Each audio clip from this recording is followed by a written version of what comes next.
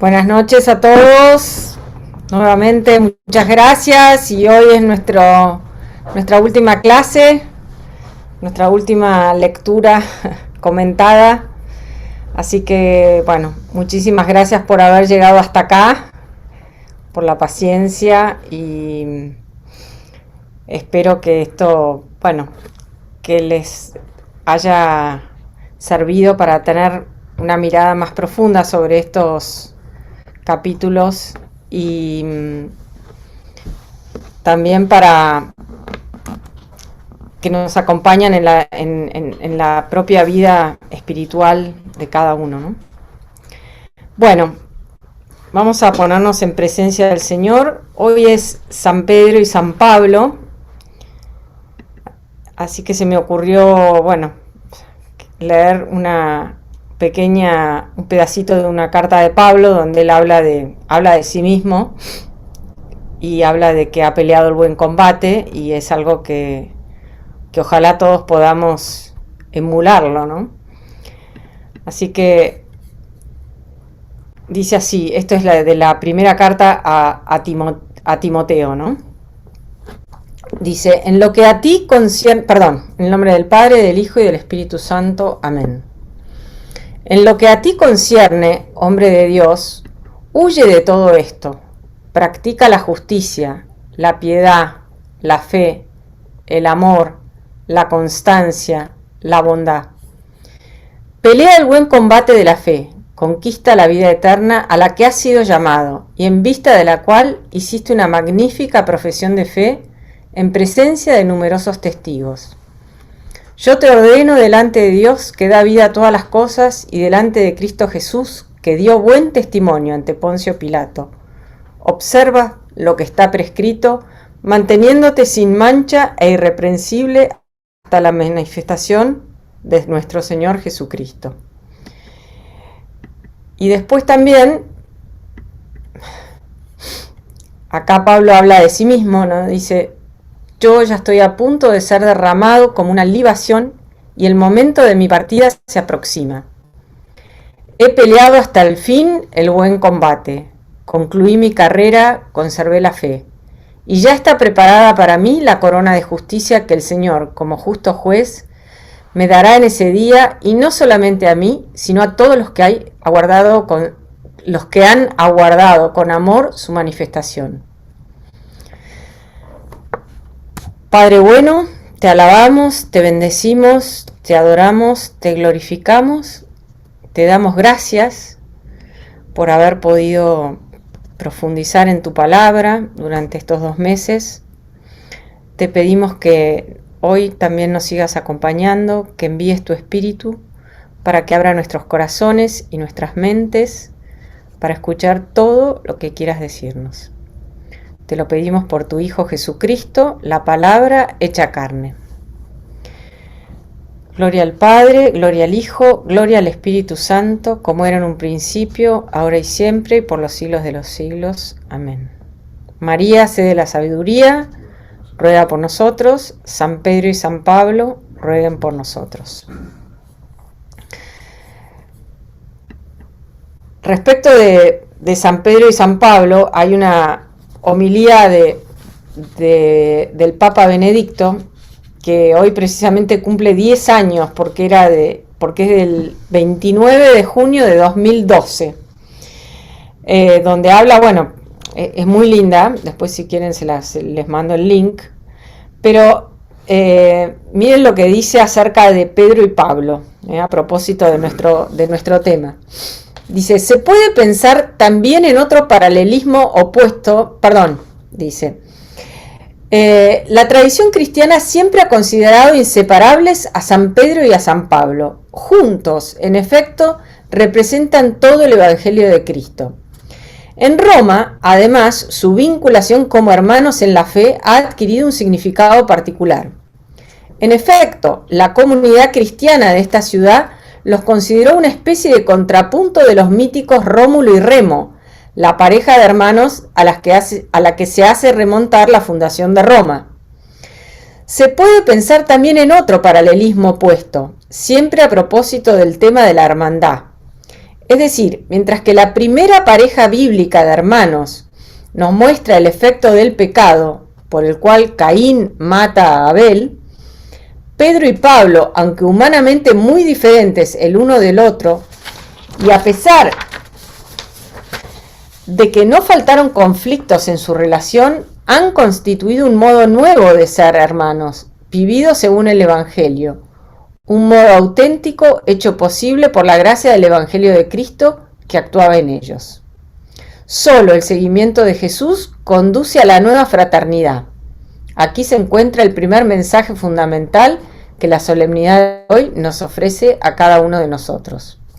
Bueno, entonces me pareció muy lindo, ya que nosotros estuvimos hablando bastante de Pedro y Pablo, de Caín y Abel, que el Benedicto señala esto de que Pedro y Pablo nos enseñan esta nueva forma de hermandad, porque es verdad que ellos tienen grandes discusiones que aparecen en las mismas cartas de Pablo, cuando Pablo dice que fue a Jerusalén, ¿no? y enfrentó a Pedro, por todo el tema también de lo que se llama el tema de los judaizantes, diciéndole, bueno, vos haces una cosa y después decís una cosa y después haces otra. Bueno, tienen una serie de discusiones, pero siempre con un espíritu fraternal, en contra, digamos, de lo que sucede con Caín y Abel. Bueno, ahora nos toca terminar de ver estos capítulos y hoy tenemos que terminar de ver el diluvio, o sea, bueno, hablar un poquito de Noé y del tema del diluvio, y después finalmente nuestro último hito es la Torre de Babel. Nosotros, respecto del diluvio, ¿se acuerdan que la clase pasada vimos una serie de... Hablamos mucho de esta forma que tenían los padres de la iglesia de entender el diluvio como una prefiguración del bautismo, como un tipo del bautismo. ¿Se acuerdan que yo les comenté y aparte leímos, digamos así, muchas... que también esto se los pasé por mail, muchas como reflexiones de los padres de la iglesia sobre esta forma de leer la Sagrada Escritura que llamamos tipología, donde personas, hechos, cosas del Antiguo Testamento son vistas como prefiguraciones de personas, hechos, cosas del Nuevo Testamento y en particular son como prefiguraciones de Cristo. Pero mismo, esto es muy importante también captarlo, mismo dentro del Antiguo Testamento hay como una lectura tipológica, y entonces así como hay una creación, hay una nueva creación, hay una recreación, mejor dicho, en Noé, y después ¿se acuerdan que les comenté algunos textos como del profeta Isaías donde habla de esta futura nueva creación, nuevo cielo y nueva tierra, que nosotros lo vamos a ver exactamente con estas mismas palabras, un cielo nuevo y una tierra nueva, en el Apocalipsis. Entonces, así como, bueno, pero concretamente en el diluvio, así como hay una creación, también hay una recreación. Bueno, y el diluvio como tipo del bautismo, en el sentido de que en el bautismo es como que nos sumergimos en el agua. Hay como dos momentos del bautismo, como morimos a una vida y renacemos a una vida nueva, que es lo mismo que pasa en el diluvio, digamos. Muere la creación mala, y hay una recreación nueva.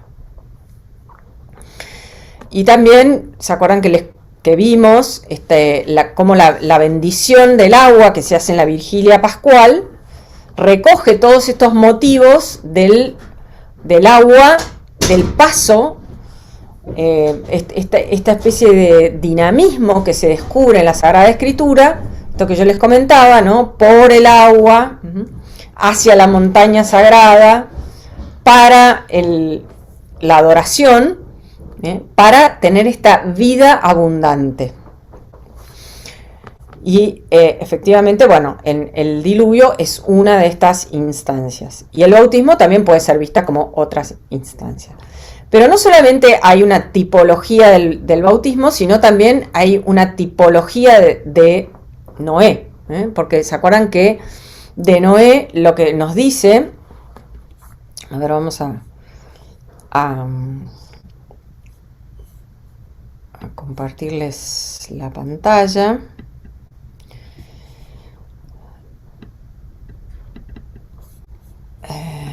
Vamos a ir acá, Génesis.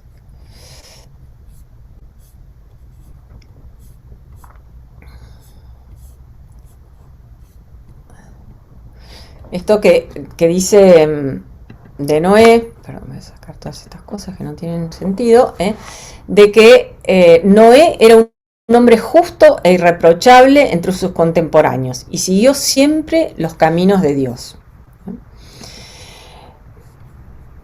Entonces, Noé, vamos a ver que también, así como el diluvio es un tipo del bautismo, Noé, podemos decir, es un tipo de Cristo. ¿En qué sentido?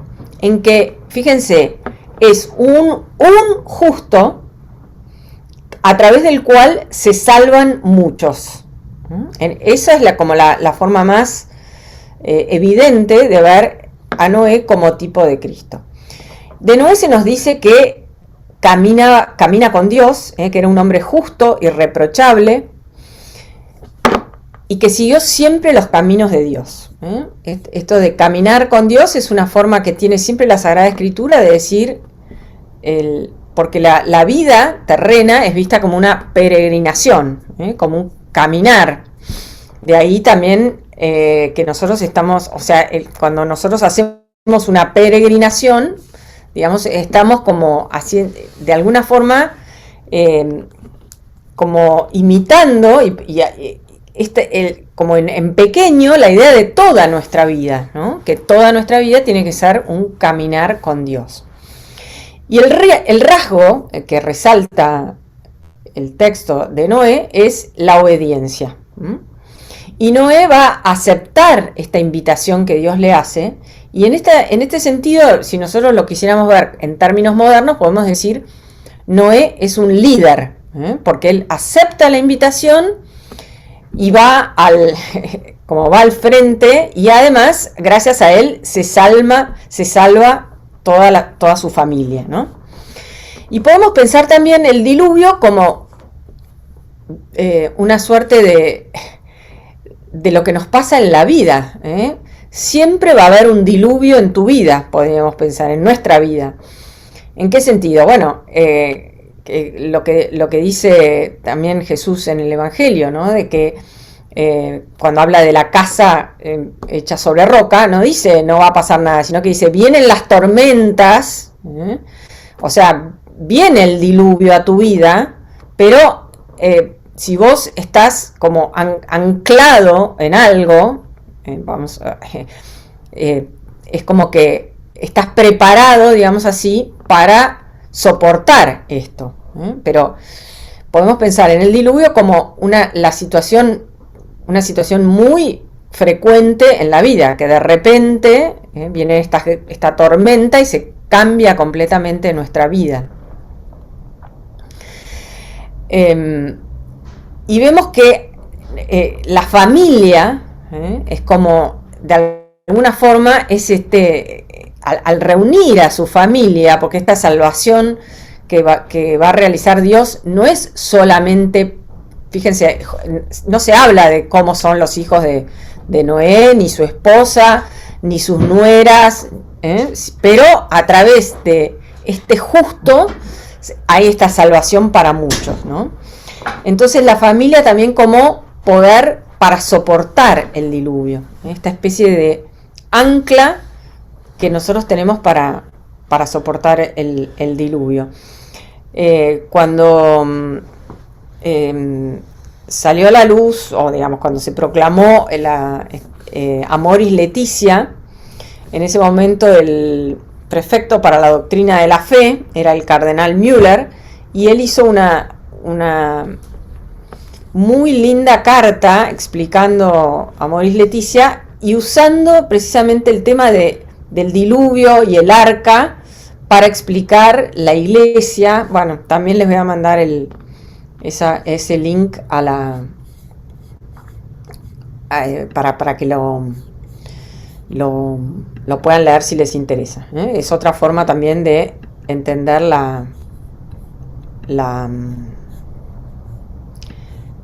el tema del arca de Noé, ¿no? Pero muy importante esto de que se salva a una familia, a través de uno, y esa familia implica un gran todos los descendientes, o sea, es infinita, digamos, la descendencia. Bueno,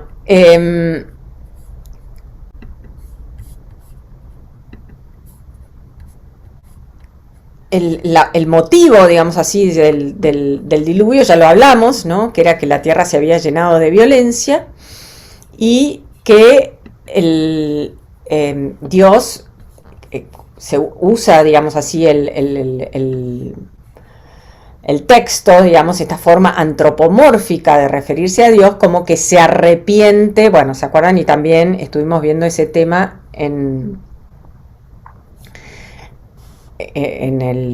la vez pasada, ¿no? Y hablamos de lo que dice, esto que dice Santo Tomás, de que se habla, bueno, metafóricamente, de que Dios se arrepiente. Bueno, entonces se salva a una familia, y en este resto, en estas 8 personas, también es un movimiento frecuente en la Sagrada Escritura. Frecuente. Hay esta idea del resto fiel. Después esto se va a repetir en la vida del pueblo de Israel. Los profetas van a hacer referencia a este resto fiel. Es como que, bueno, todo el pueblo de Israel abandona a Dios, pero hay un resto fiel que siempre permanece fiel, ¿no? Un pequeño rebaño, podemos decir así. Y a través de esto se vuelve a ver un pueblo que va a terminar por colonizar la tierra, ¿no? Y el arca, entonces, si ustedes se acuerdan, esto que vimos la otra vez, vimos una representación así muy antigua, pero a donde la quieran ver, la van a ver muy parecida. El arca tiene forma de casa. No tiene forma de un barco el arca, ¿vieron? O sea, cuando uno hace un modelo con todas las medidas que están acá en el texto, no le sale un barco, sino que le sale como una especie de casa, ¿se acuerdan? Una especie de cuadrado que tiene 3 pisos. Bueno, en el piso de abajo, en el piso de arriba, digamos, va la familia. Después en el piso del medio van todos lo que la Biblia llama los vivientes, estos animales, y después abajo es como una categoría inferior, podríamos decir así, que son los reptiles. Bueno, digamos, obviamente es como curioso, ¿no? No es que estamos haciendo ninguna teología de esto, pero bueno. Entonces, el arca es este ambiente de salvación, con forma de casa. Por eso siempre, yo les decía también que el arca siempre ha sido vista como una figura de la iglesia. ¿Se acuerdan que hablamos de eso?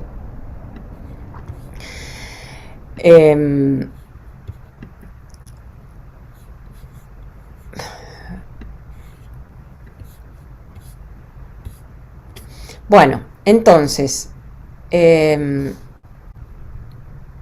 fíjense esto que le dice Dios, ¿no? Yo voy a enviar a la tierra las aguas del diluvio para destruir completamente a todos los seres que tienen un aliento de vida. Todo lo que hay en la tierra perecerá, pero contigo estableceré mi alianza. Tú entrarás en el arca con tus hijos, tu mujer y las mujeres de tus hijos. Bueno, Entonces llueve en los 40 días, pasamos un poco rápido porque si no, no vamos a llegar. Y se acuerdan que Noé envía primero un pájaro, después esta paloma, ¿no?, que vuelve con la rama de olivo, entonces da por decretado el fin del diluvio. Y entonces Dios le dice lo siguiente, yo establezco mi alianza con ustedes, con sus descendientes y con todos los seres vivientes que están con ustedes, con los pájaros, el ganado, las fieras salvajes, con todos los animales que salieron del arca. En una palabra, con todos los seres vivientes que hay en la tierra. Y yo estableceré mi alianza con ustedes, los mortales. Ya no volverán a ser exterminados por las aguas del diluvio, ni habrá otro diluvio para devastar la tierra. Dios añadió, este será el signo de la alianza que establezco con ustedes y con todos los seres vivientes que los acompañan para todos los tiempos futuros. Yo pongo mi arco en las nubes, como un signo de mi alianza con la tierra. Cuando cubra de nubes la tierra y aparezca mi arco entre ellas, me acordaré de mi alianza con ustedes y con todos los seres vivientes, y no volverán a precipitarse las aguas del diluvio para destruir a los mortales. Al aparecer mi arco en las nubes, yo lo veré, y me acordaré de mi alianza eterna con todos los seres vivientes que hay sobre la tierra. Bueno, ¿qué significa? Nosotros en esta serie de cursos que tenemos todo un curso hecho sobre el tema de la alianza, y cómo Dios va haciendo alianza con Adán, con Noé, y con Abraham, con Moisés, con David. ¿Qué significa esto de la alianza? Acá voy a hacer simplemente un resumen muy corto, ¿no? La alianza era una institución que había en todos los pueblos del antiguo Próximo Oriente que rodeaban a Israel desde muy antiguo. Hay registros de alianza del 2500 antes de Cristo. Era la forma que tenían. ¿Qué pasaba? El núcleo de personas, digamos así, era la familia, igual que ahora. La familia es como este primer núcleo donde realizamos la vida. Entonces, las relaciones, obviamente, entre las familias son relaciones familiares, de padres a hijos, de hermanos, la paternidad, la maternidad, y la filiación y la hermandad, la fraternidad. Pero ¿qué pasa a medida que se empiezan a agrandar estos grupos? ¿Cómo se relacionan estos grupos entre sí? Nosotros ahora hablamos que tenemos en una nación, podemos decir que tenemos como una suerte de contrato social basado en las leyes de cada país, en nuestro caso, en la Constitución de la República Argentina, pero hay un montón de cosas que nos hacen posibles las relaciones entre las personas que no somos parientes. En la antigüedad, la forma que tenían de relacionarse precisamente era extender estos lazos de parentesco a través, que eran verdadero parentesco o no, eran parentesco legal, o un parentesco ficticio, podríamos decir así. ¿Cómo se relacionaban las tribus, las distintas tribus? Ya no eran padres a hijos, y ya los lazos de parentesco eran muy, muy diluidos. Pero sellaban alianzas entre ellos y volvían a restablecer, establecían lazos de parentesco. ¿En qué sentido? En que a partir de ese momento todos eran hermanos, y cuando había, por ejemplo, un rey, al rey se lo llamaba el padre de una nación, y entonces esta extensión de los lazos de parentesco es lo que produce una alianza. Entonces, Dios se sirve de esta institución para expresar la relación que quiere tener con su pueblo, después con el pueblo de Israel, pero en este momento con toda la humanidad. Entonces, por ahora, esto pasa a ser como en el Antiguo Testamento, esta relación de parentesco legal que Dios establece. Nosotros hablamos muchas veces de que nosotros somos hijos adoptivos, porque no somos hijos naturales de Dios, pero hemos sido adoptados por Él. Las dos figuras de la alianza típicas eran el matrimonio y la adopción. Por el matrimonio, personas que no son parientes se convierten en parientes, y por la adopción lo mismo. Bueno, Dios se sirve de esta figura para expresar el tipo de relación que quiere tener con la humanidad, que es una relación familiar. Por eso, bueno, que en el Antiguo Testamento es una metáfora. Dios es como un padre. Israel va a ser la esposa, a veces fiel, pero la mayor parte de las veces infiel de Dios. Y después esto para nosotros los cristianos, se termina de concretar en el Nuevo Testamento, donde Jesús sella con su sangre una nueva alianza, donde verdaderamente Dios es nuestro Padre y nosotros somos todos hermanos. Esto que hablábamos de esta fraternidad en Cristo, lo que hablaba el Papa Benedicto. Bueno, entonces, aquí en este pasaje, dice: yo establezco mi alianza con ustedes, con sus descendientes. La palabra en hebreo, en realidad, es como reestablezco. Yo hice una alianza con Adán y ahora la reitero, podría ser así, como una reiteración de mi alianza con ustedes. Y el signo de esta alianza es el arco iris.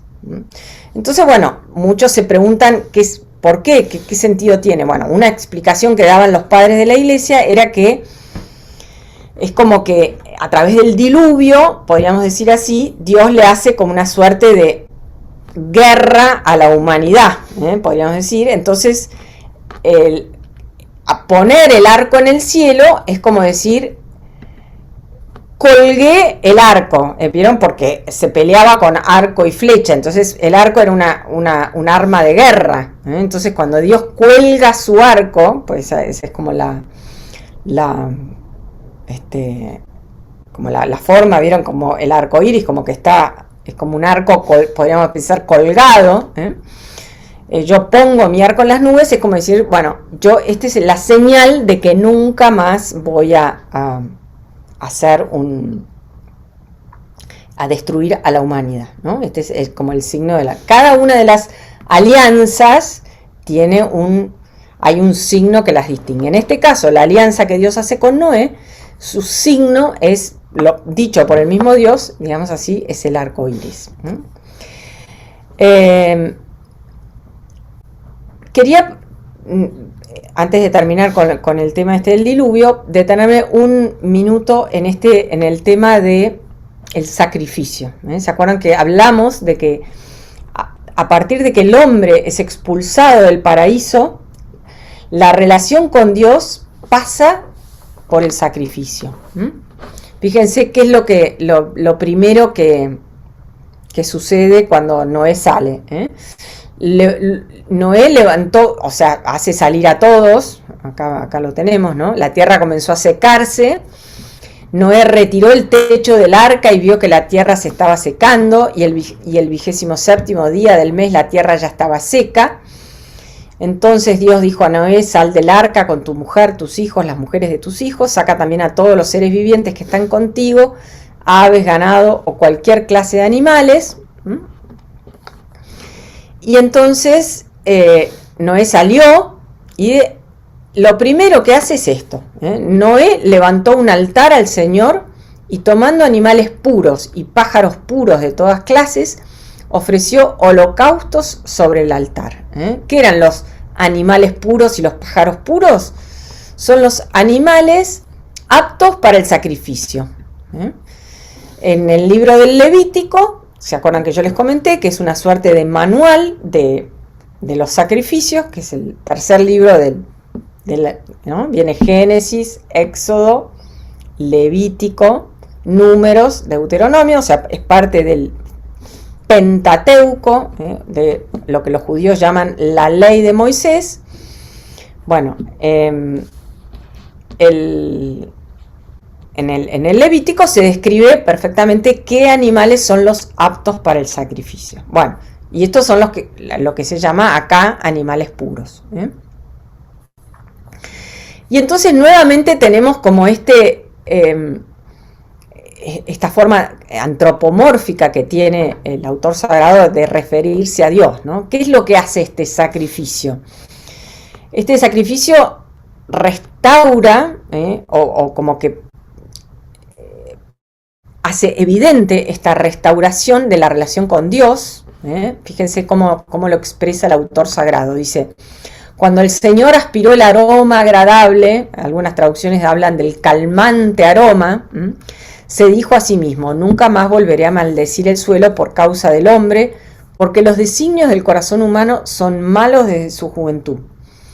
Ni tampoco volveré a castigar a todos los seres vivientes como acabo de hacerlo. De ahora en adelante, mientras dure la tierra, no cesarán la siembra y la cosecha, el frío y el calor, el verano y el invierno, el día y la noche. Entonces es como que a través del sacrificio se termina de restaurar la relación entre Dios y la humanidad. Hay una reconciliación, el sacrificio reconcilia, restaura, y lo que vemos también es que como que hay una liturgia correcta. Fíjense, Noé levantó un altar y tomó no cualquier animal, animales puros y pájaros puros. En la Biblia, en la Sagrada Escritura, Dios es el que le dice al hombre cómo tiene que adorarlo, cómo tiene que hacer. Hay como una forma correcta de adoración. Y Dios le indica cómo tiene que construir el templo. Entonces, hay una obediencia de Noé hacia Dios. Por esto que hablábamos de que Noé era este hombre justo y el hombre obediente. Bueno,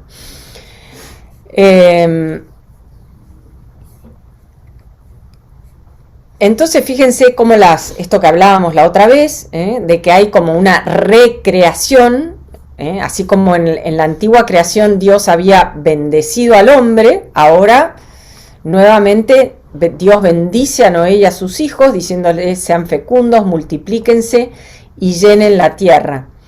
Ante ustedes sentirán temor a todos los animales de la tierra y todos los pájaros del cielo, todo lo que se mueve por el suelo y todos los peces del mar. Ellos han sido puestos en manos de ustedes. Todo lo que se mueve y tiene vida les servirá de alimento. Acá hay un cambio de régimen alimenticio. Así como en el paraíso Dios les da de comer toda hierba. ¿Por qué? Porque también acuérdense que estos primeros 11 capítulos utilizan el lenguaje simbólico. Esto es muy importante. Entonces, ¿qué simboliza que en el paraíso comen hierba? Significa que estamos dentro del shalom. ¿Por qué? ¿Se acuerdan? Porque yo les dije, porque para el hebreo, el viviente es el que respira. Por eso la palabra para decir viviente es nefesh hayeh. Y nefesh es garganta, es como el que logra sacar aire de la garganta, ese es el que está vivo. Y como las plantas no es evidente, digamos así, científicamente, trasládense a los tiempos bíblicos, bueno, las plantas no es evidente que respiren, entonces simbólicamente el comer hierba no rompe el shalom. Una vez que salen o sea que después del pecado, ¿se acuerdan que hablamos de que se rompe esta armonía entre el hombre y Dios, primero, entre el hombre y su mujer, o sea, entre los hombres entre sí, y entre el hombre y la naturaleza, simbolizada por esto de que usan pieles de, ¿no? Como que tienen que matar animales para vestirse, y ahora no solamente para vestirse, sino para comer. Entonces hay como este nuevo régimen de alimentos. Solo se abstendrán de comer la carne con su vida, es decir, con su sangre. Y yo pediré cuenta de la sangre de cada uno de ustedes. Acá se vuelve a reiterar el tema de la prohibición del asesinato, del homicidio, que tenemos el primero, lo tuvimos con Caín y Abel. Después, ¿se acuerdan? Lamec, que dice, yo maté a dos, y bueno, y esto de que la tierra se llenó de violencias. Bueno, nuevamente, ¿por qué? Porque el hombre ha sido creado a imagen de Dios. Esto es como, si ustedes se tuvieran que llevar algo de todo este curso, lo más, no sé si lo más importante, pero una piedra fundamental es el tema de la imago Dei, el hombre imagen de Dios, que esta es la piedra fundamental sobre la cual está construida toda nuestra civilización. ¿Por qué no voy a matar a otro? ¿Por qué? Porque si no me gustan los rubios, los pelirrojos, los morochos, ¿por qué no? O sea, ¿qué me lo impide? ¿Qué es lo que hay atrás? Porque cuando yo termino separando las leyes de un Dios trascendente, termino legislando absolutamente cualquier cosa. Que esto es lo que vamos a ver un poquito con la Torre de Babel. Pero todo lo que nosotros llamamos la civilización occidental y después y en realidad el mundo entero que abreva aunque no se llega a la civilización occidental, de alguna forma abreva en estos principios del hombre como imagen de Dios. Como esta es como la base de la dignidad humana. Sin esto pasamos a lo que decía Dostoyevsky. Si Dios no existe, todo está permitido. Bueno, ahora después lo vamos a ver un poquito más cuando veamos el tema de la Torre de Babel. Bueno, vamos a hacer unos 5 minutos y nos volvemos a encontrar. Ahora Recording in progress. Nos toca ahora ver el tema de la Torre de Babel. ¿Cómo sigue esta historia de Noé?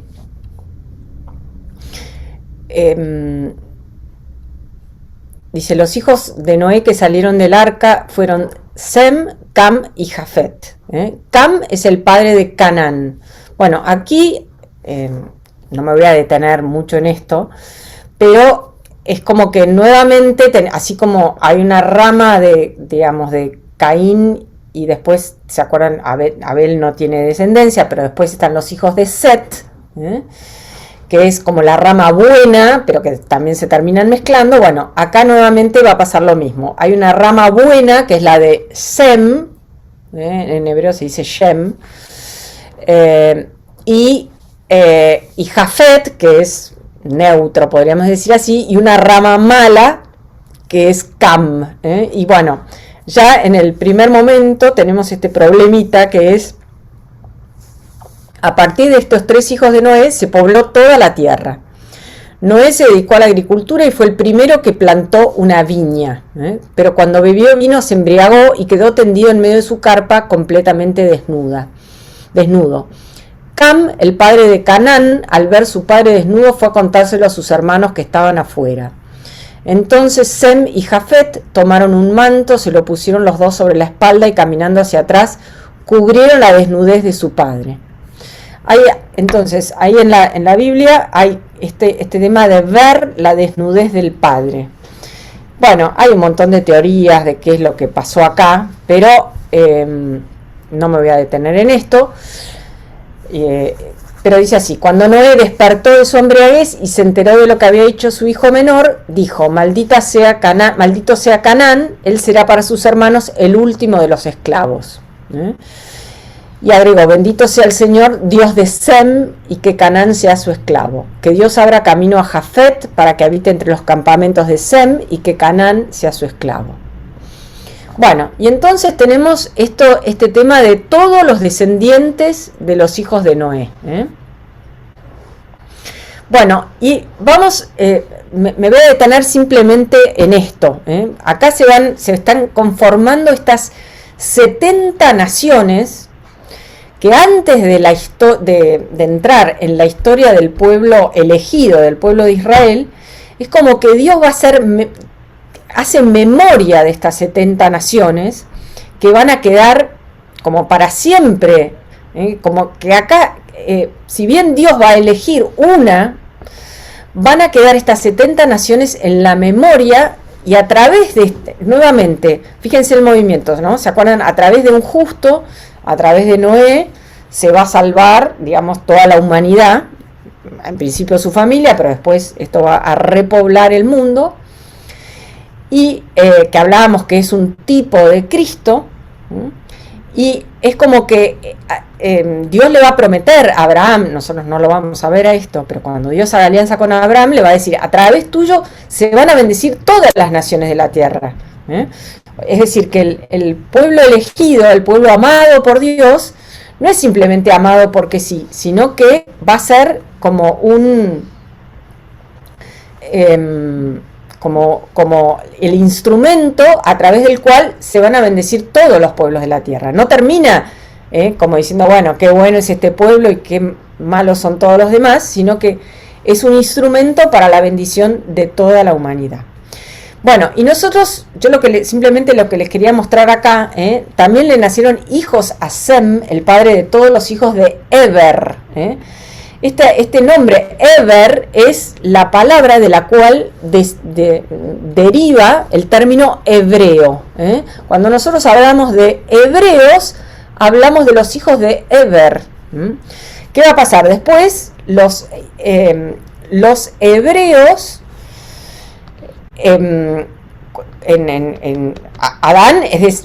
Abraham va a ser descendiente de Eber, pero a su vez Abraham, que va a ser el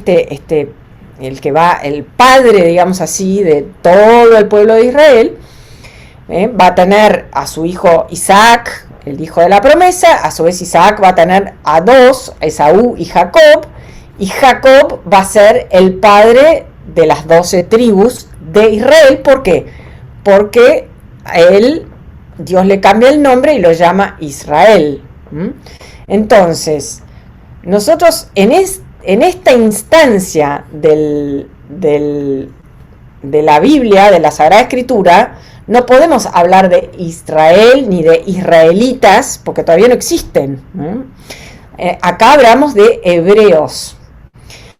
Recién después de Jacob y de los 12 hijos podemos hablar de los israelitas, que están conformados por estas 12 tribus de Israel. Y a partir del siglo, en el 720 antes de Cristo,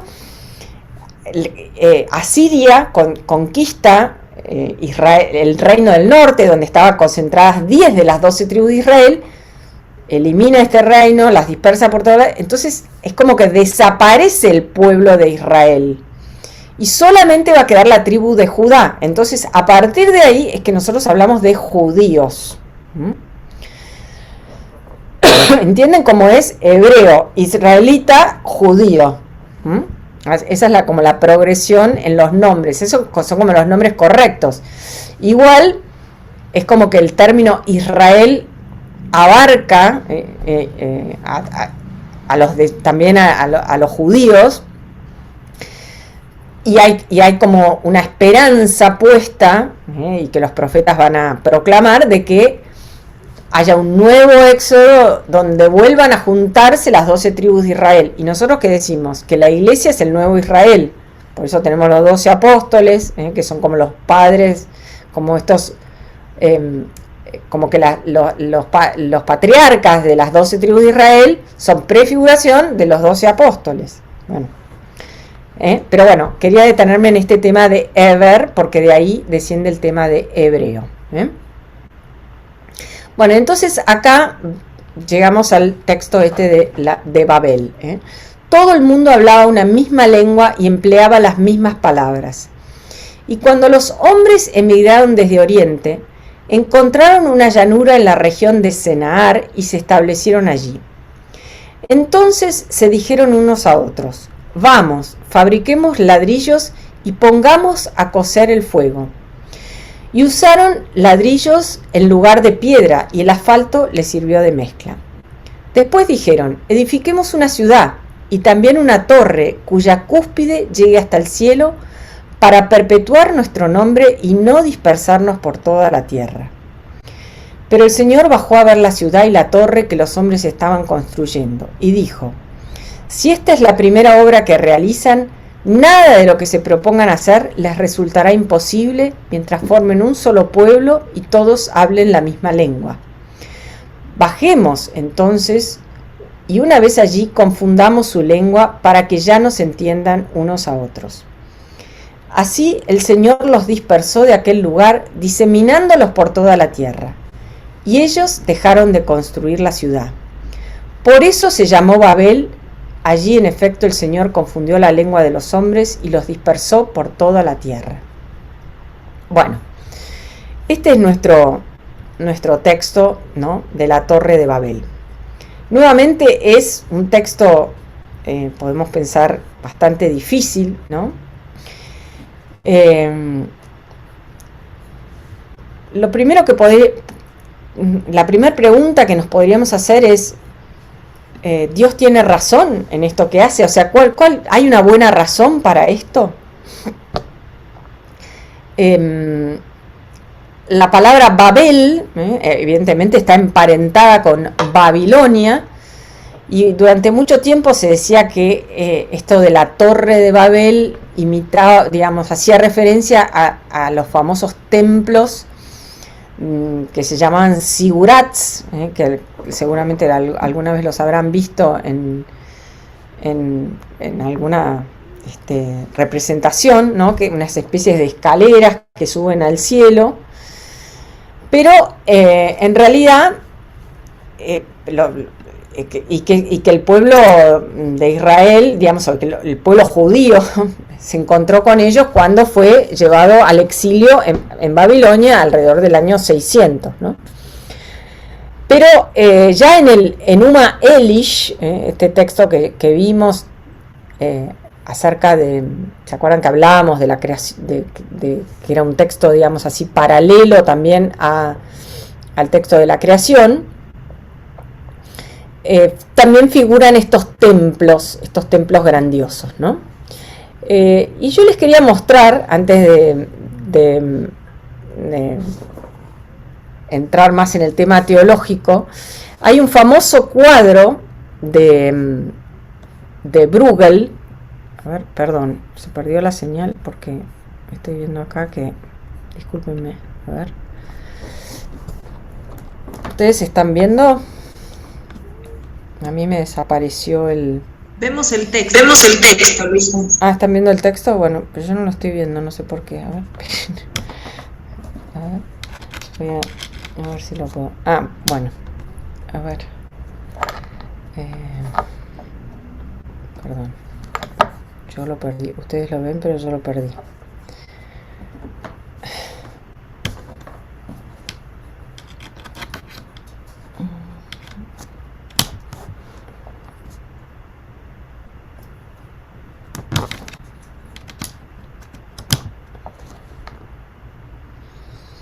Bueno,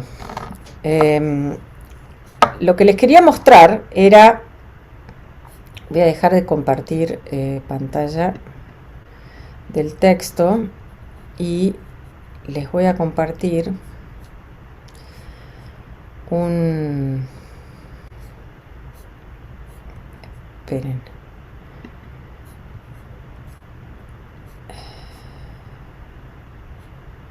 Ay.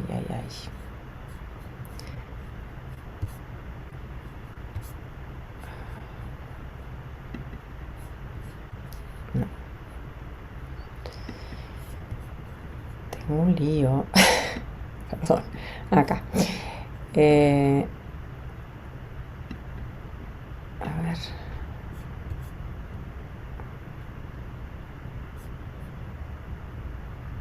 Acá. Discúlpenme. Ahora espero que ahora sí esté bien. Esto es un video sobre, que espero que lo estén viendo, sobre una pintura muy famosa del año aproximadamente 1500, 1600, de un pintor holandés que se llama Pieter Bruegel, que es una representación de la Torre de Babel. Entonces, pero me pareció interesantísimo, bueno, la pintura es fascinante, pero fíjense, yo pongo subtítulos porque está en inglés, pero seguramente lo pueden leer y vamos a tratar de, también por ahí lo voy parando al video. We're in the Kunsthistorisches Museum in Vienna, and we're looking at Bruegel's amazing painting, The Tower of Babel. I really love this painting. Me too. It's just, there's so much to look at, and it reminds you that before movies, before video, paintings could be incredibly entertaining. And bueno, perdón, o sea, espero que puedan estar leyendo lo que dice el video, pero bueno, lo que dice es que antes de que existieran las películas y todo, bueno, las pinturas de alguna forma eran como han sido reemplazadas, digamos así, hoy en día por el cine, el teatro, bueno, pero que sin embargo esta pintura que nos transmite algo que también lo podríamos tener también en el cine, hay como todo un movimiento acá. Here's an image that gives us so many little narratives, so many things to look at. It really does reward close, prolonged looking. So the story comes from the Bible. Man decided to build a building that would be so high it would reach into the heavens, it would reach God. And God didn't like that. No, not one bit. So the way that God took care of this was sort of wonderful and elegant. Humanity had been one people up to this time, but God said now he would divide man by language so that when these men could no longer communicate with each other, well, the building couldn't be built. But Bruegel is painting this now in the Renaissance, and there's a different set of meanings. Yes, the Bible is the underlying story, but there's the politics of his era. And when we think about the Renaissance, it's hard not to think about the massive building campaigns. Bruegel himself is living in Antwerp, an incredibly wealthy city that trades in luxury goods. So in some ways, this is about the dangers of man's success. All the things that we build, all the things that we create, all of the power and wealth that we have is really nothing before God. I think Bueno, interrumpo un minuto así, ¿no? O sea, ¿cuál es el tema de la Torre de Babel? Podríamos hablar que hay una cierta tensión entre el uno y lo múltiple. ¿Se acuerdan que nuestro texto empezaba diciendo que todos los hombres hablaban una sola lengua? Y esta unidad de lenguaje, podemos pensar, es algo natural. ¿Por qué? Porque hasta ese momento, digamos, no eran así millones de pueblos, ¿no? Pero que se va dando de una forma natural. El siguiente, o sea, no hay un problema, digamos, de que todos los hombres hablen una sola lengua, ¿no? Esto es como un desarrollo natural en la vida de la humanidad. Pero, ¿qué es lo que sucede? Vienen acá, bueno, ¿se acuerdan? Empiezan esto de que descubren cómo hacer ladrillos, bueno, empiezan a hacer esta ciudad y hacen esta torre que tiene que llegar al cielo. Entonces, ahora vemos, ¿qué significa esto de que el hombre a través de esta torre quiere llegar al cielo? De alguna forma, aquí hay lo que los griegos llamaban una hybris, hay como una especie de extralimitación de parte del hombre. ¿Qué es lo que el hombre quiere hacer? Quiere reemplazar a Dios. Ahí está, esa es la idea de lleguemos hasta el cielo. ¿Y cómo vamos a llegar hasta el cielo? A través de una cosa que vamos a construir nosotros. Entonces, acá estamos reemplazando la trascendencia reemplazando, podríamos decir así, el reino de Dios por el reino de los hombres. Flavio Josefo que era un historiador judío de la época de Jesús, digamos, de la época, después va a estar en las famosas guerras de los romanos contra los judíos, cuando destruyan Jerusalén en el año 70, bueno, él se va a pasar, digamos, al bando romano, pero bueno, él escribe 2 libros, uno se llama Antigüedades Judías, y ahí retoma muchos temas de la Biblia y los emplea porque él se dedica como a explicarle a los romanos, los judíos, y toda la historia de Israel, y bueno, las distintas bueno, y cuando habla de la Torre de Babel, retoma el tema de la Torre de Babel y habla de que, evidentemente era una leyenda, de que había un rey que se llamaba Nimrod, que nosotros lo vamos a ver acá, no sé si ustedes están viendo, está acá en esta partecita del cuadro, ¿no? Abajo a la derecha. Bueno. Who makes that point rather nicely in the lower left corner of the painting, where you see a king who's presumably the man who's ordering the building of this monument, and you see the workers who are actually carving stone, but also bowing down to him. There's a kind of irony there. Fíjense que los trabajadores ahora están adorando a este rey. O sea, tenemos aquí estos digamos, operarios que están con estas piedras, ¿no? Que van a ser parte de la torre, pero al mismo tiempo hay una ven como esto de que la idea esta de que el reino de Dios ha sido reemplazado por el reino de los hombres, lo tenemos en esto de ahora estos trabajadores que se inclinan, no solamente se inclinan, sino que lo adoran. Fíjense, están tirados en el piso. Because as the workers bow down to him, we know that this tower that they're building, at his request, is going to utterly fail. And in fact, it is failing right before our eyes and before theirs, if only they would notice it too.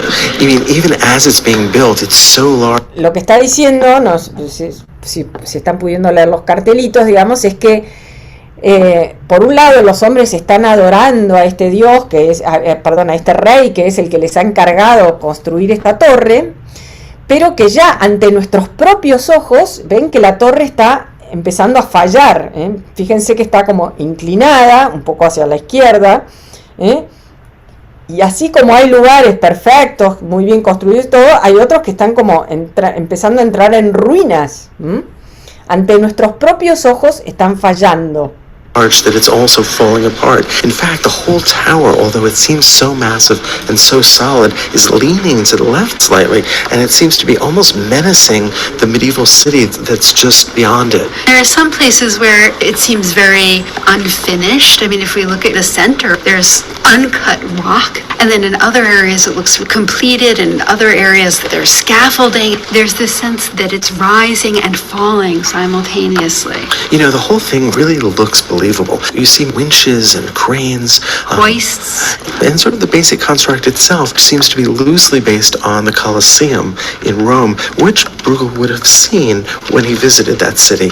And so the whole thing really does seem as if it's possible, and there is this sense that here in the Renaissance man has become so capable. And what are the dangers of that? I mean, bueno, entonces acá, bueno, lo que está diciendo es Bruegel como un hombre del Renacimiento, bueno, hubiera visitado Roma, hubiera conocido el Coliseo, y parece como que de alguna forma esta torre evoca también al Coliseo, pero bueno, ¿cuál es el problema acá?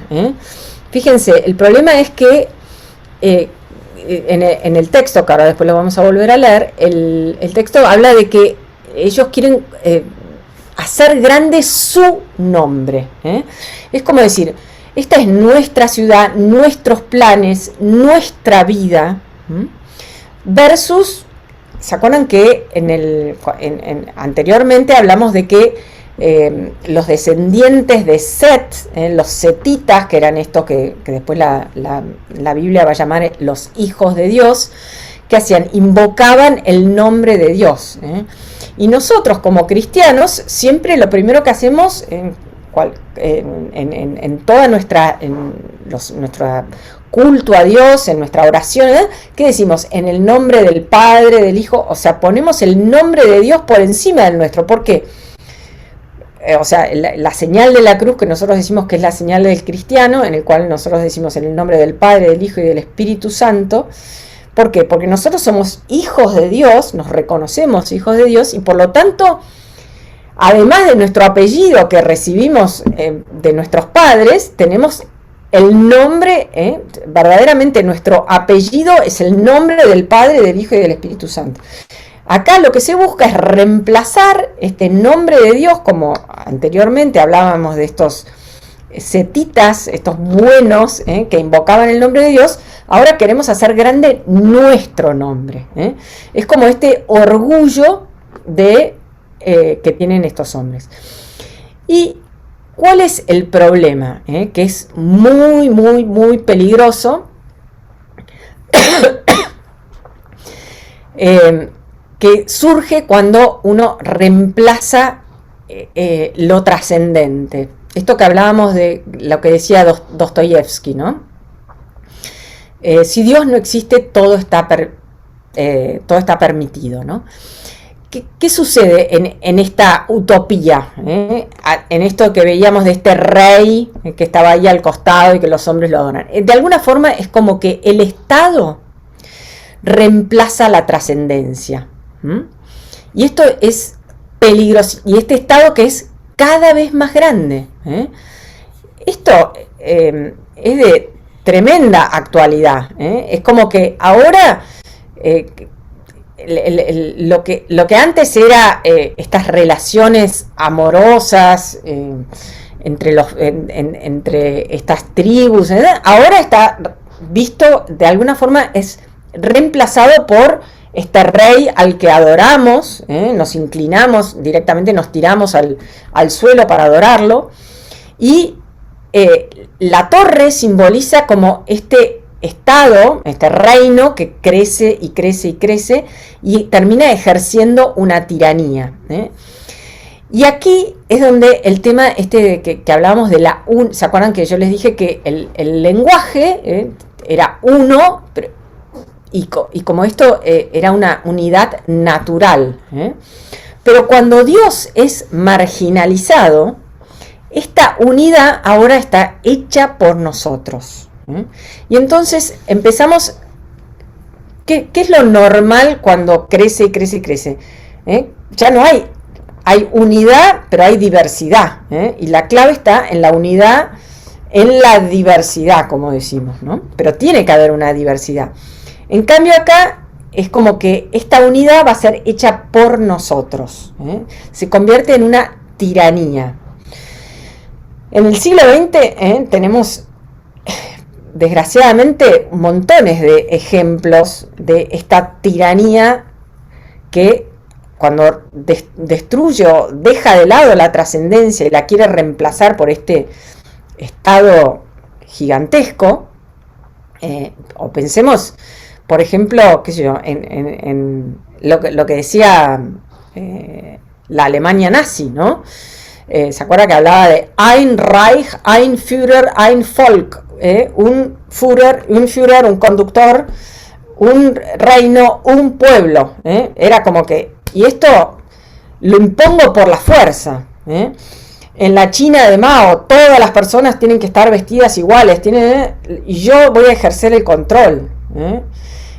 Lo mismo en la Unión Soviética, es decir, es como que nosotros lo podemos ver esto de la Torre de Babel como casi como una suerte de alegoría de los tiempos modernos.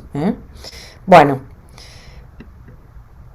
And it is an issue that even in the modern era we still grapple with. If you read science fiction, it's always the robots and the computers that are the threat, right? Mm-hmm. And in a sense, this is an older take on technologies that were perhaps too big for us. Men look like ants everywhere here. You get a sense of trade, you have a sense of materials coming from afar in the ships on the extreme right. You see a large castle, but it's completely dwarfed by the massiveness of the tower itself. There's a total sense of futility here. Everyone is doing something. Everyone is building or carrying or carving or climbing or doing something to make this happen. And yet, as they're so busy, we know that it's all for naught. And so there's a sense of the complete futility of human. Acá también, ¿no? El tema de que esta acción, no hay contemplación, podríamos decir así. Todo es pura acción y es una acción inútil, porque el libro de los Proverbios dice, aunque el hombre construye su casa, pero Dios es el que verdaderamente, el hombre se esfuerza, pero solo sirve si Dios construye la casa. Y esto es lo que está pasando acá. El hombre, este hombre, esta inutilidad del esfuerzo humano para reemplazar a Dios, en esta idea de vamos a llegar al cielo, pero que en realidad no sirve para nada. Esto es lo que está diciendo, lo que están diciendo estos autores, que están simplemente comentando no es que sean cristianos ni nada, sino que están comentando la pintura. And even while we know that futility is central, there's still an absolute love of the investigation of the building itself. We really have Bruegel the architect here. The tower is so fun. We want to go into it. We can see through it and into the arches and spaces and windows, and we want to know what it's like inside. It's a dream-like space that is incredibly seductive. So in a sense, it's a kind of entrapment. Bruegel is giving us this wonderful, seductive environment, and then he's telling you, you don't want to do this. This isn't all right. It seduces us and entraps us, and it's really difficult to pull your eyes away from it.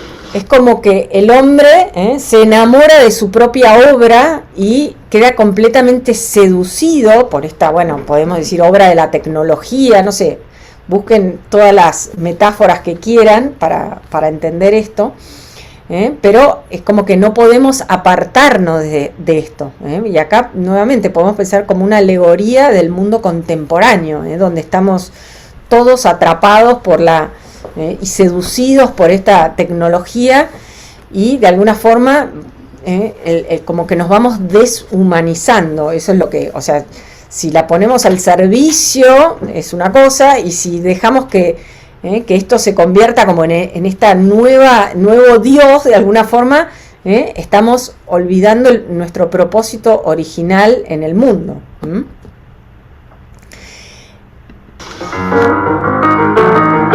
Bueno, acá termina el video, pero vamos a volver a mirar un poquito el texto.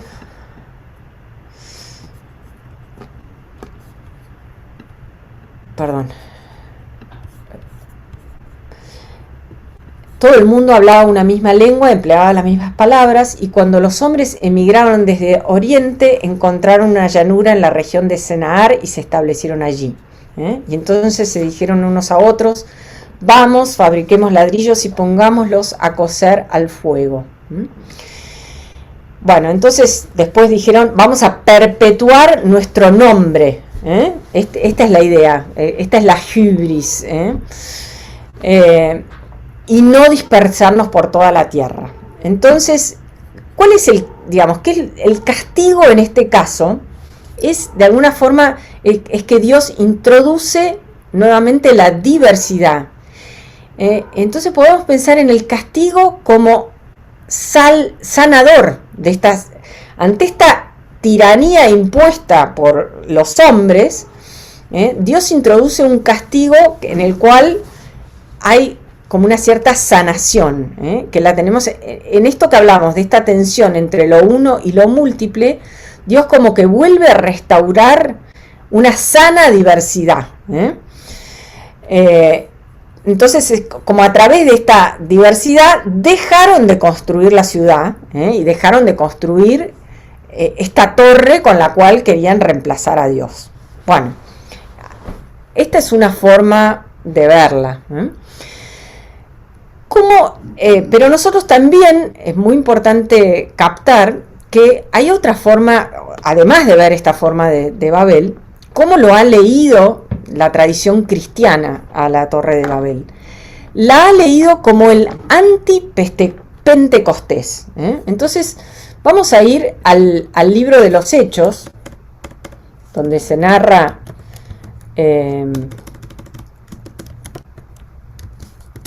la venida del Espíritu Santo. Acá no necesitamos tener esto. Y fíjense qué es lo que, por qué, inclusive hay años, creo que es en el ciclo B, donde la lectura de la Torre de Babel es la primera lectura del día de Pentecostés, y después esta es la segunda lectura, y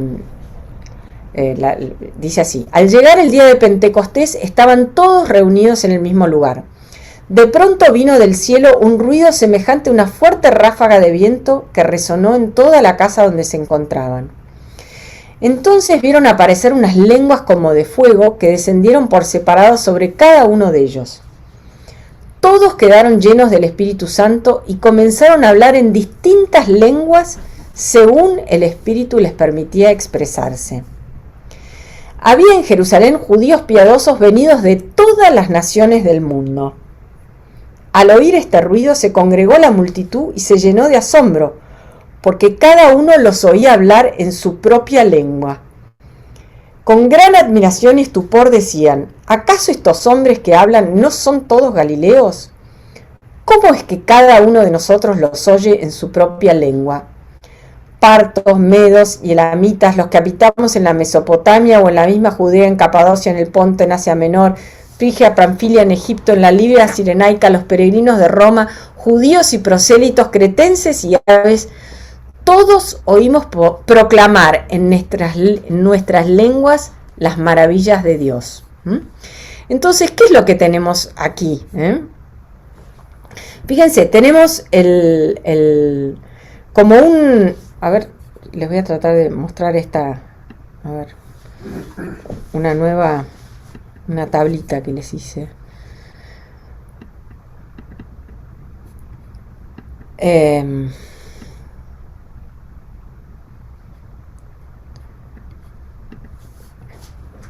Ay, perdón. Que dice así,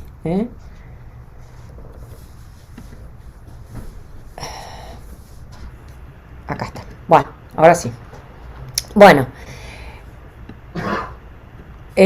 Fíjense, ¿no? ¿Qué es lo que tenemos en la Torre de Babel? Tenemos confusión de lenguas, y el reverso de Babel lo tenemos en Hechos. ¿Qué es lo que sucede? Todos escuchan, o sea, a pesar de que todos hablan distintas lenguas, todos escuchan lo mismo. Es como el reverso de Babel. En Babel está impuesta unidad, termina en confusión. Acá hay diversidad y sin embargo todo el mundo entiende. ¿Ven cómo hay como Entonces, Dios en Babel, Dios dispersa a los pueblos por los 4 puntos cardinales. Antes, ¿no? En el capítulo anterior, Jesús promete la venida del Espíritu Santo que conducirá a sus testigos a proclamar el Evangelio hasta el último confín de la tierra. A ver, vamos a ver esto. Esto es muy interesante. Recibirán la fuerza del Espíritu Santo que descenderá sobre ustedes y serán mis testigos en Jerusalén, en toda Judea y Samaria y hasta los confines de la tierra, hasta el último confín de la tierra. Ustedes saben que en la Argentina, en Ushuaia, vino una familia, en realidad vino un misionero protestante de apellido Bridges, que fundó después de un tiempo fundó una estancia, ¿no? Que se llama Harberton, que todavía se puede visitar, y él, leyendo el libro de los Hechos, vio que Jesús, esto que estamos leyendo es parte del discurso de Jesús antes de ascender al cielo, antes de la Asunción, donde manda a sus testigos a proclamar el Evangelio hasta el último confín de la tierra. Y Bridges, leyendo esto, dice: ¿cuál es el último confín de la tierra? Ushuaia, la tierra del fuego. Y viene acá y evangeliza a los indios Onas, es el evangelizador de los indios Onas de Tierra del Fuego, y es realmente impresionante, ¿no? la tarea que realiza. Bueno, inspirado por esto, ¿no? Entonces Jesús promete la venida del Espíritu Santo que conducirá a sus testigos a proclamar el Evangelio hasta el último confín de la tierra. Versus esto que ocurre en la Torre de Babel, que son diseminados por los 4 puntos cardinales, pero sin ton ni son. En la Torre de Babel, el lenguaje es utilizado para promover una agenda puramente humana, para perpetuar nuestro nombre y no dispersarnos por toda la tierra. Esto que hablábamos de nuestros planes, nuestra vida, todo lo nuestro. Acá el lenguaje es utilizado como un signo para anunciar las maravillas de Dios. Fíjense esto que veíamos en... cada uno de nosotros lo oye en su propia lengua, y los oímos proclamar en nuestras lenguas las maravillas de Dios. Entonces ya no es nuestro nombre, nuestra actividad, sino proclamar nuestro. El resultado de la Torre de Babel es, a través de esta unidad forzosa, de esta especie de utopía que se convierte en tiranía, es la desunión. Y acá, en cambio, en Pentecostés tenemos que el resultado es la unidad. ¿Cómo es que cada uno de nosotros lo oye en su propia lengua? Entonces podemos pensar que esto que hablábamos de Pedro y Pablo, a través del Espíritu Santo, a través de la nueva alianza, nosotros verdaderamente somos hermanos. Ahora ya no es una metáfora la fraternidad. ¿Se acuerdan que cuando Jesús se encuentra con María Magdalena en el Evangelio de Juan, que le dice, subo a mi Padre, y que es el Padre de ustedes? O sea, verdaderamente, ahora a partir de la nueva alianza, Dios, esta metáfora que venimos trayendo del Antiguo Testamento, verdaderamente es una realidad. ¿Por qué? Porque somos hijos en el verdadero Hijo, porque somos hermanos de Jesús, es que verdaderamente somos hijos adoptivos. Este es el lenguaje legal, digamos así, que va a usar San Pablo. Juan, que usa el lenguaje místico, dice, nosotros verdaderamente somos ahora hijos de Dios. Es el resultado de esta alianza. Entonces, ¿qué es lo que sucede? Que nosotros ahora, ¿por qué cada uno lo oye en su propia lengua? Podemos pensar porque es lo que está, es como el resultado del lenguaje del amor. Todo el mundo entiende el lenguaje del amor. Como el Espíritu Santo es esta persona amor, el Espíritu Santo es el amor entre el Padre y el Hijo. Al recibir el Espíritu Santo, todos estamos capacitados para entender las maravillas de Dios y entender el lenguaje del amor. Bueno, con esto terminamos este curso. Les agradezco nuevamente muchísimo su presencia atenta, todas estas clases. Sé que a veces que no es fácil concentrarse en la pantalla, ¿no? Uno tiene la tentación de hacer una y mil cosas a la vez, pero bueno, como les decía al principio, espero que esto los anime a volver a leer estos capítulos. Por supuesto que esta lectura no es la que hicimos acá, no es la única lectura que se puede hacer, hay muchas lecturas posibles. Traté de hacer como una lectura integral, integrando o sea, no podría decir toda la Sagrada Escritura, ¿no? Pero hacer lo que se llama una lectura canónica, mostrar el tesoro que representa también esto de esta lectura tipológica, ¿no? De ver algunos de estos hechos como prefiguraciones de cosas que se van a terminar de iluminar en el Nuevo Testamento, y bueno, apreciar la belleza de lo que significa la Sagrada Escritura, el don de la palabra, y bueno, esperar que esta lectura nos acompañe no solamente intelectualmente, ¿no? Sino en el corazón. Así que bueno, nada más que eso, puro agradecimiento, y nos volveremos a encontrar en algún momento, ojalá que este año, Pero bueno, sé que el padre Patricio tiene planeado algún curso también, así que se los iremos comunicando. Sí. ¿Puedo agregar una cosa? Sí, por supuesto. Están preguntando. ¿Qué preguntan para colaborar? Vamos a estar mandando el código QR. o colaboración que O sea, vamos a mandarles un código QR con el que, si el que quiere hacer una colaboración voluntaria, que a nosotros nos sirve, bueno, para pagar el Zoom, que es pago, y bueno, para comprar material, etcétera. Así que les agradecemos mucho para los que quieran y puedan hacer una colaboración.